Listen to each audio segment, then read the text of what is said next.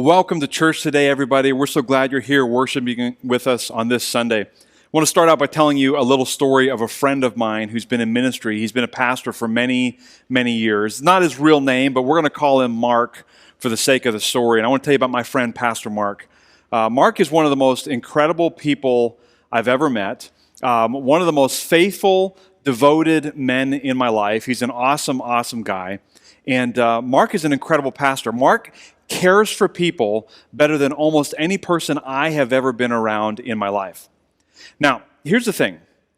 By the world's standards of success, of what is success in a church, Mark would not be considered a wildly successful pastor. You see, in the church world, so often in church world, we sort of have two measures that we use to determine what makes a successful church. Like, what is it, if you were to say, what is a successful church, we sort of have two things that we measure to determine our level of success. And just have a laugh with me. In the pastoral community, we joke about this with each other. The two things that we count in the church world are butts and bucks, right? So we count the butts in the seat on Sunday, the number of people who showed up on a Sunday, and we count the bucks that showed up in the offering plate. And often our success in church world is determined by, is the attendance large, and is it growing? And is the giving high, and is it getting higher? Because larger attendance and larger giving allowed us to buy buildings and buy property, and so often that becomes the measure of success in the church world. And by those measures, my friend Mark, who is an incredible pastor and an incredible lover of people, is not a wildly successful pastor. His church is maybe 25 to 50 people in size. It doesn't have a ton of money, so he's bivocational. He's got to work on the side. He's got to have a side hustle all the time as he's pastoring this church. But Mark is an incredible person who loves others and meets the needs of people. And he has challenged my thinking and the thinking of many around him on what is success in the church world. Let me tell you a little bit of story about Mark's pastoral style. A number of years ago, he had a woman who came into his church who was just super, super broken. She had come off the streets and she was severely, severely addicted to drugs. She had a major addiction issue in her life.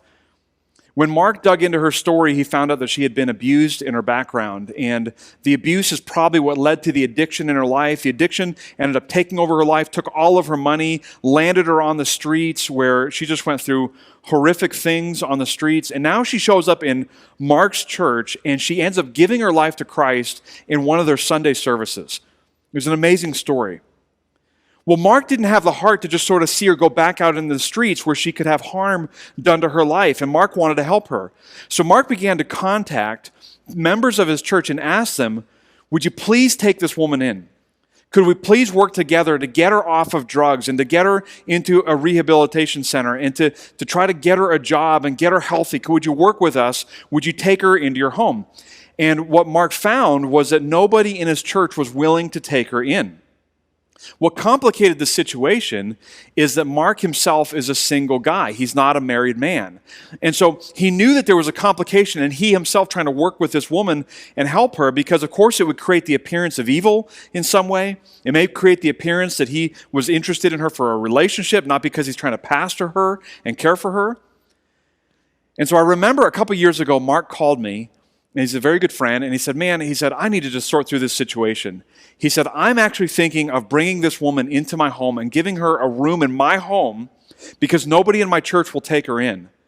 He said, I'm battling between, do I live into the appearance of something being wrong, the appearance of evil, by having her in my home, particularly when I'm a single man, versus sending her back into actual evil, where she's going to fall back into drugs, potentially be raped, potentially die somewhere on a street corner or in a ditch someplace. What do I do? And Mark was calling to sort through that problem, and he ended up bringing her into her home, and for an 18-month period of time, he cared for this woman, and he helped her to get back onto her feet. Now, what was really hard about the situation is that there were many people in his church, many of the same people in his church who would not do the work of trying to help this woman, who would not invite this woman into their home. Many of those same people pointed the fingers at Pastor Mark and said, you've done something wrong by bringing into your home, and they left his church. What a dilemma Mark was in. Marked by the world's standards, by our standards of how we typically measure what is a successful church, Mark is not a wildly successful pastor, not a big congregation, not a big amount of giving. But I've got to tell you that his ministry, more than almost any other that I've ever been around, looks like the work of Jesus in the world. It's incredible. Pathway, we ought to be churches in this country that actually meet the physical needs of people and actually care for people, right? Like, shouldn't it be true that when you gather a group of people together in the local church, that should lead to more caring of needs in the world? Shouldn't that be normal in the church? Shouldn't that be what we experience on a regular basis all the time in our local churches?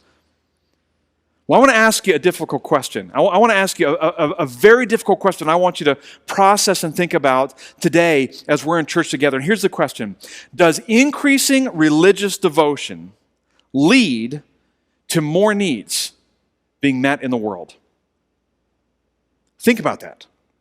Very real question. Does increasing religious devotion lead to more needs being met in the world?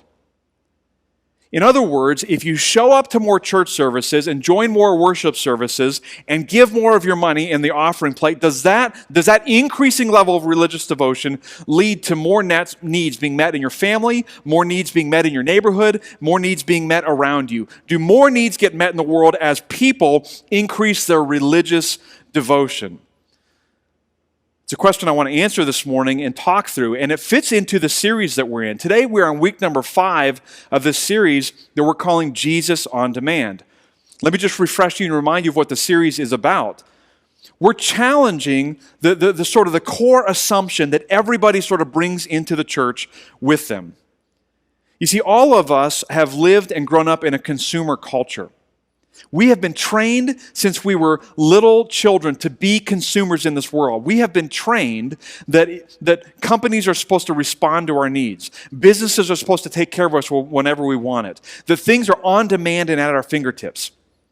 That if we just have enough money, that we can have whatever we want, whenever we want it, on demand. Now, this line of thinking has carried into the local church and into our relationship with God in subtle ways that we don't even recognize.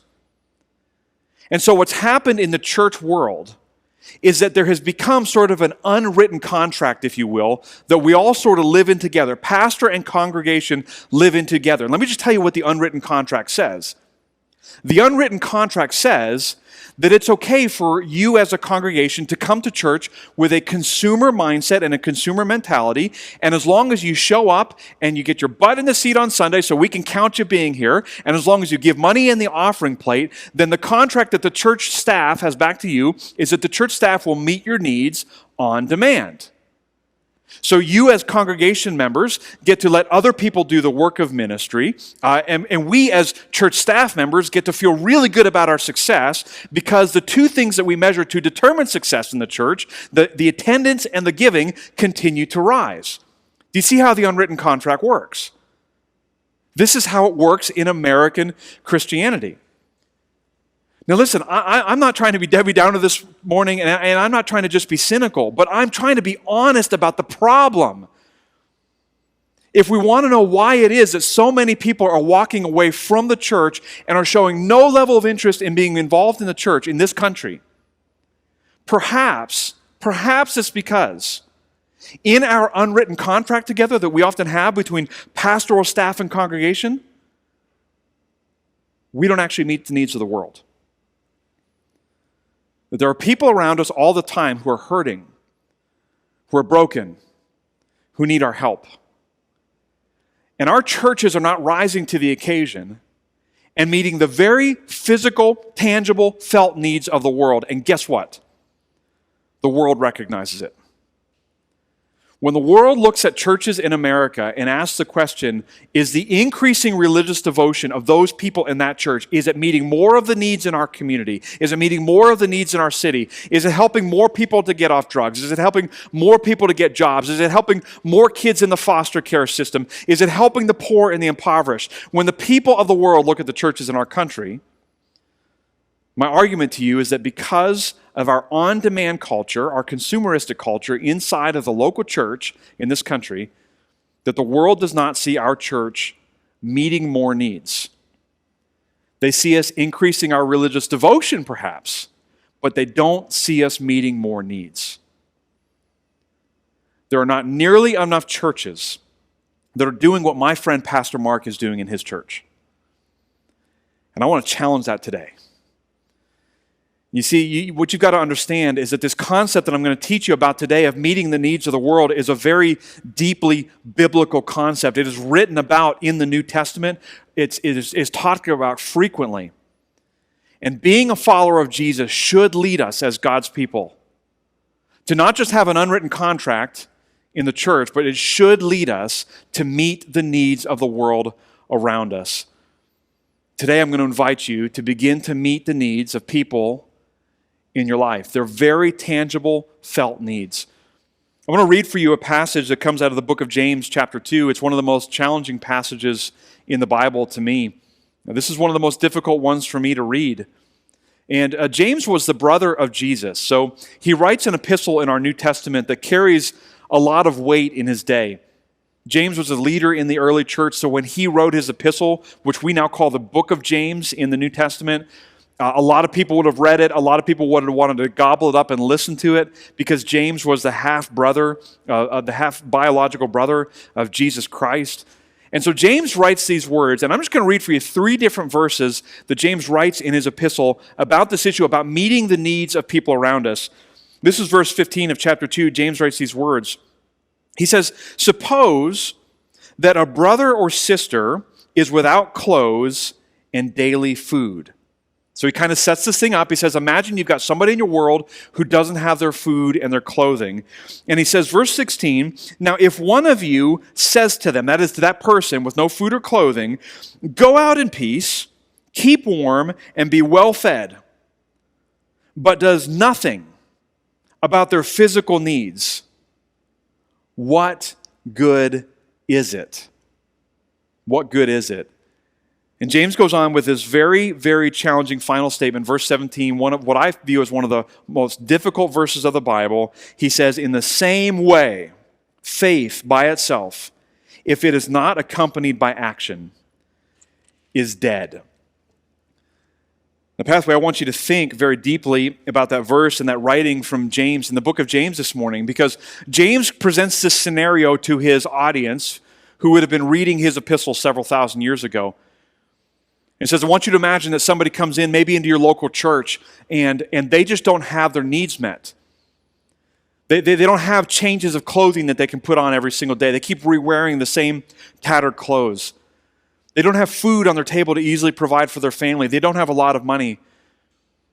And to sort of put this in modern American language, what James is saying is if all we do is go up to that person and kind of put our arm around them one time and give them a pat on the back and say, "Man, I'm praying for you, bud. I'm hopeful that God's going to do a big work in your life. Go on back out the door, be well fed, be well taken care for," and then we split and go different ways. In other words, if there is not action that accompanies this faith that we have in Jesus, James puts it this way.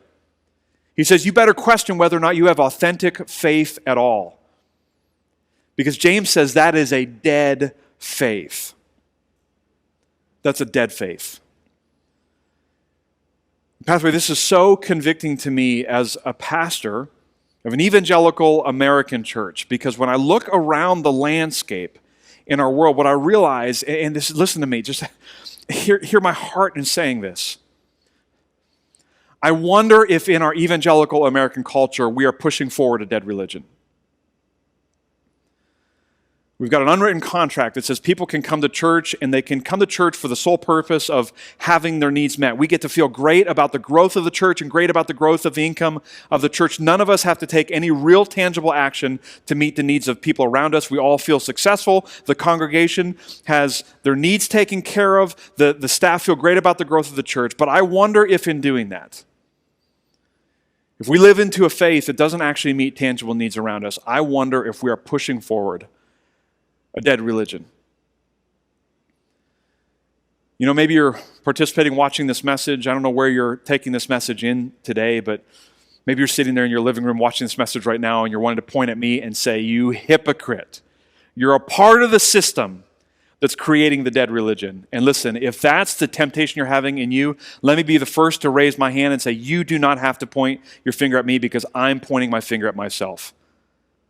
I'll be the first to acknowledge the hypocrisy in what I'm saying. If you only knew how many times I preached a message here at Pathway, that as I preached the words out of my mouth, the very things I was saying, I knew I was falling short of in my own life. If you only knew how often that happened to me.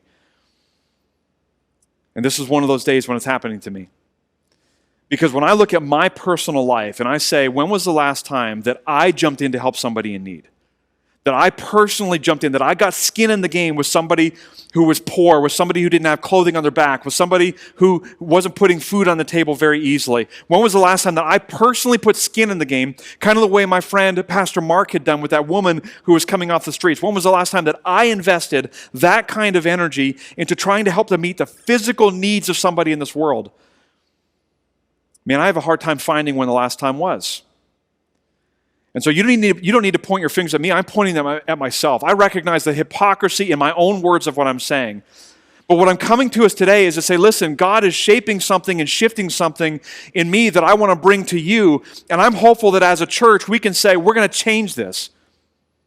That we're not going to move forward in a dead religious system where the members of the church come in with a consumer mindset and don't have to activate in ministry. The pastoral staff of the church provide the care and we don't meet any needs. That we don't have to continue to feed into a cycle of dead, lifeless religion, but we can be a church that actually gets out into the world and does something tangible to help people.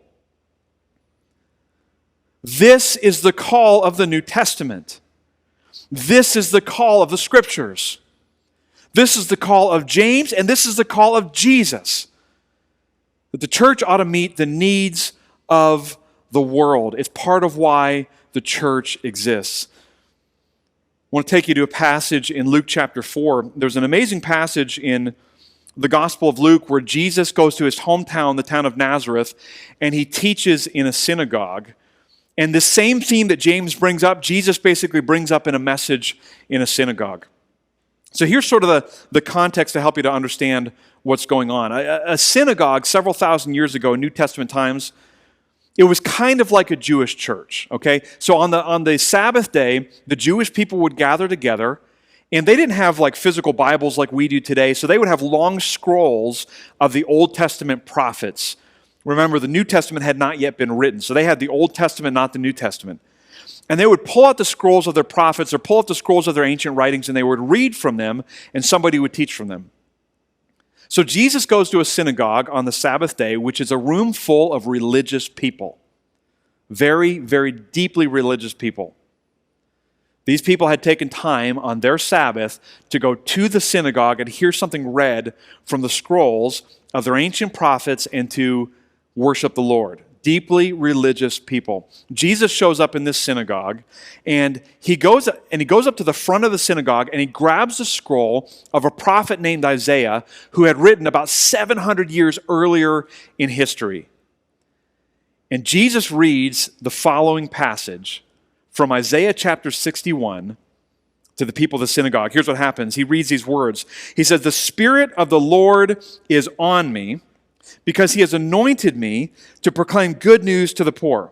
He has sent me to proclaim freedom for the prisoners and recovery of sight for the blind, to set the oppressed free, and to proclaim the year of the Lord's favor." So he stands up and he reads the scroll, and then here's what happens. He sits down. The scriptures say, then he rolled up the scroll, he gave it back to the attendant, and he sat down, and the eyes of everyone in the synagogue were fastened on him. And he began by saying to them, "Today, this scripture is fulfilled in your hearing." Okay, now this is fascinating to me to see what Jesus does here. And I want to explain this to you to help you to understand why this is such an amazing thing that Jesus does. Jesus is at the very, very beginning of his ministry. Very beginning. He has just come through the initial temptation from Satan in the wilderness. That all plays out at the beginning of Luke chapter 4. He's been tempted by Satan multiple times in the wilderness. He gets through the temptation. He's now ready to kick off his ministry in a big way. And so what he's going to do is he's going to go to the Old Testament, find a prophetic passage that talks about the coming of the Messiah and point to that passage and say, I'm the fulfillment of this passage. Now, in the Old Testament, there are tons of references, tons of verses that Jesus could have used to say, I fulfill this passage. For example, there are passages in the book of Isaiah that talk about the fact that the Messiah, the Son of God, was going to be born in the city of Bethlehem to a virgin. Jesus easily, when he went to the synagogue this day, could have pulled out that passage, the one about where he was going to be born, the fact that he was born to a virgin woman, and said, look, I fulfilled all of this, I'm the Messiah. But instead of choosing that passage, which he obviously easily fulfilled, he goes and he chooses this passage out of Isaiah chapter 61. And this passage is so fascinating because this passage has everything to do with the work that God is going to do in the world through the Messiah to meet the physical felt needs of people. This is the one he chooses to declare that he's the fulfillment of Isaiah's prophecies 700 years earlier. He said, the Spirit of the Lord is on me. And listen to what he said. He said, he sent me to do 4 things. The Spirit of the Lord has sent me to proclaim good news to the poor. So, because I'm here as the Messiah, poor people, less fortunate people, are going to have good news in their lives. He said the Spirit of the Lord, secondly, is here to proclaim freedom for prisoners. So, because I'm here as the Messiah, prisoners are going to get freedom. Freedom. He goes, because I'm here as the Messiah, the Spirit of the Lord has called me to give the recovery of sight to the blind. Blind people are going to have hope because they're going to get their sight back. And I think in this part of this, he's talking more broadly about just the physical brokenness of our bodies. People's brokenness of their bodies is going to be taken care of because the Messiah has come into the world. And he says the 4th thing, the Spirit of the Lord is on me to set the oppressed free.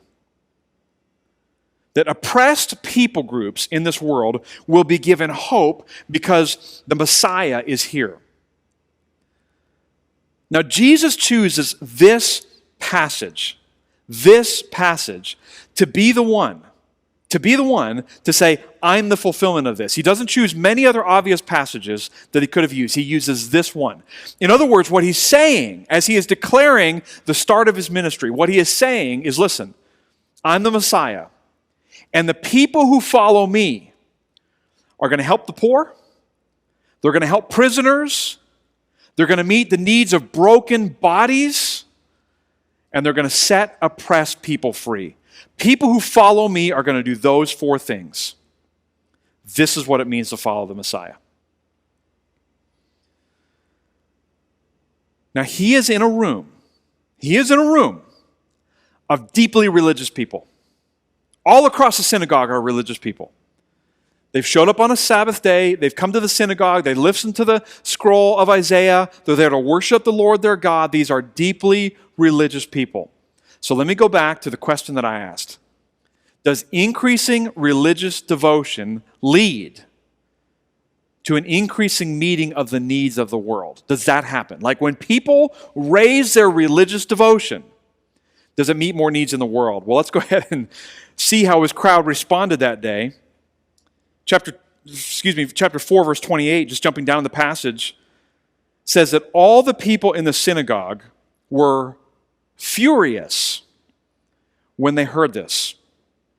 They got up, they drove him out of town, they took him to the brow of a hill on which the town was built in order, are you ready for this, to throw him off the cliff. To throw him off the cliff. But he walked right through the crowd and he went on his way.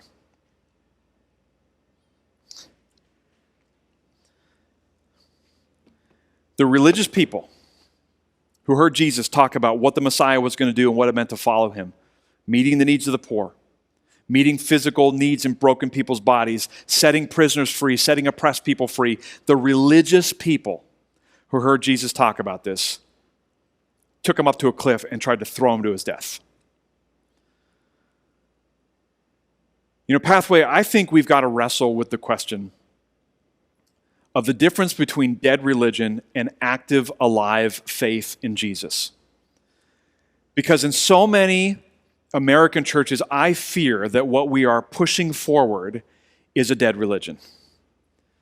That we seem to propagate and feed into an ongoing system that says the people of the church can come to the church, and as long as they show up regularly and give their tithes and offerings, their needs will be met by the pastoral staff, but the church doesn't actually have to make an impact in the world around it. And I fear that in doing so, that we're feeding into a dead religious system. And when I say that I feel hypocritical in this, let me just help you to understand. I've got a spreadsheet on my computer that I fill out every Monday morning. Every Monday morning I fill out a spreadsheet. And I can go back almost 4 years now. We're almost 4 years old as a church. And I can go back to the beginning of our church, and I can tell you every Sunday to the number exactly how many people showed up in church that past Sunday, and exactly to the penny how many dollars came in the offering. I've got it recorded for almost 4 years. You know what's not in my spreadsheet pathway?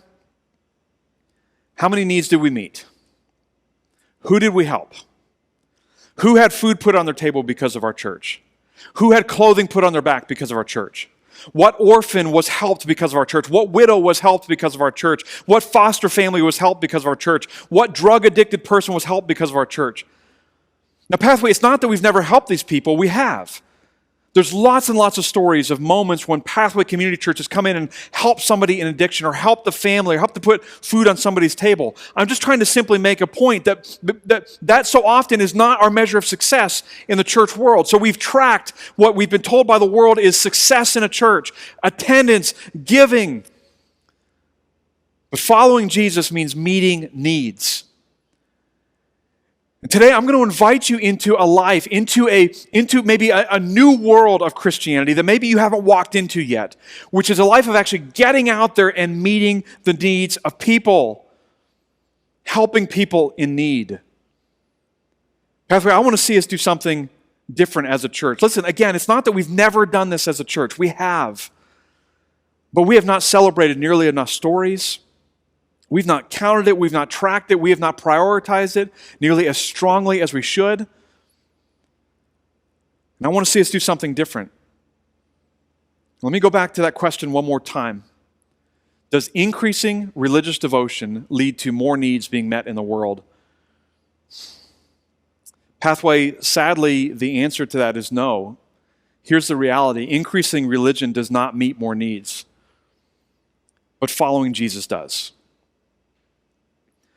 Following Jesus does. And some of us for far too long have been invested in dead, lifeless religion. Religion that shows up at a church service once in a while, religion that puts in money into an offering basket once in a while, religion that maybe sends our kid to student ministry once in a while, but religion that doesn't actually change our lives, doesn't actually change our behavior, doesn't actually change the needs of the world around us, doesn't actually get us any closer to God. For far too long, too many of us have been invested in dead religion. And what I'm hoping happens this summer, here's my dream and my prayer for the summer of 2020 as we are going through the COVID-19 pandemic and we still can't have totally normalized church services. I'm praying that God would use this season of time in the life of our church to turn a spiritual corner. That this would be the time when our church becomes wildly alive. Wildly alive. And that we would be able to tell story after story after story after story after story of members of our church who said, it's not just the job of the pastoral staff to do the work of the ministry, it's my job, and I've met a need in the community, and then we would start to celebrate that together. The meeting of needs. Pathway, if we'll meet needs, we won't be able to keep people out of our church. They'll flood into the church because they'll see that our faith is not dead but alive, is genuine, it's real, and they'll want it.